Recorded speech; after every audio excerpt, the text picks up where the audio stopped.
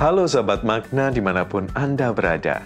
Senang sekali bisa berjumpa bersama dalam program Sate Bang Jack. Mari kita mempersiapkan hati kita untuk duduk diam di hadapan Tuhan dan mendengarkan sabdanya.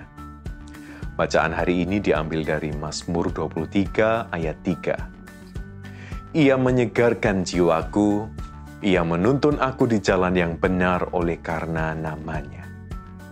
Dalam beberapa periode kehidupan saya selalu menggerutu dan marah bila ada yang tidak saya inginkan terjadi.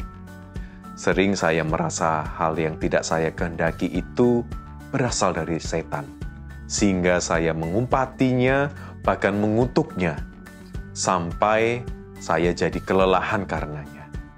Sampai suatu saat saya sadar bahwa ternyata hal-hal yang tidak saya kehendaki itu ternyata berasal dari Tuhan sendiri. Karena Tuhan ingin saya bertumbuh makin dewasa. Dan bukan saya penentu segala sesuatu, sehingga segala yang saya inginkan harus didapat. Penulis kitab Ibrani mengingatkan kita agar kita menundukkan diri pada disiplin yang diminta oleh Kristus, dan bukan hanya kesenangan dan keinginan diri sendiri. Dia ingin mendidik kita karena Dia mengasihi kita. Dan jangan coba menolak kehendak Tuhan yang ditujukan untuk kebaikan kita. Mintalah Tuhan senantiasa menerangi hati dan pikiran Anda, sehingga Anda mengerti yang Dia kehendaki bagi Anda dan Anda melakukannya dengan sungguh-sungguh. Saat-saat di mana saya menolak dan menghindari hal-hal yang tidak saya sukai, ternyata membuat saya tidak bertumbuh secara spiritual. Saya cuma berputar-putar pada masalah yang sama, sampai akhirnya saya sadar itu semua karena saya menghindari rasa sakit. Meskipun saya tetap juga merasa sakit juga, saya akhirnya merasakan bahwa rasa sakit dan berputar-putar pada masalah yang sama jauh lebih buruk daripada rasa sakit ketika saya melakukan perubahan. Kepribadian kita terbentuk oleh hati pikiran, keinginan dan emosi kita, dan dipengaruhi oleh pengalaman yang kita dapat dalam hidup kita.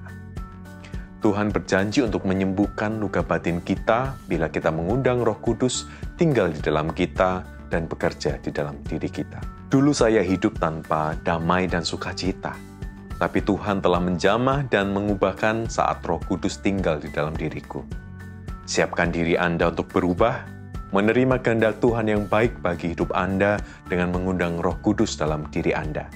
Dia akan mengubah Anda. Marilah kita berdoa.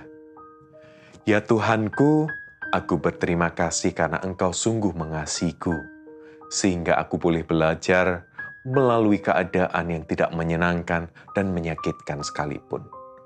Biarlah aku belajar dan bertumbuh di dalam Engkau. Amin.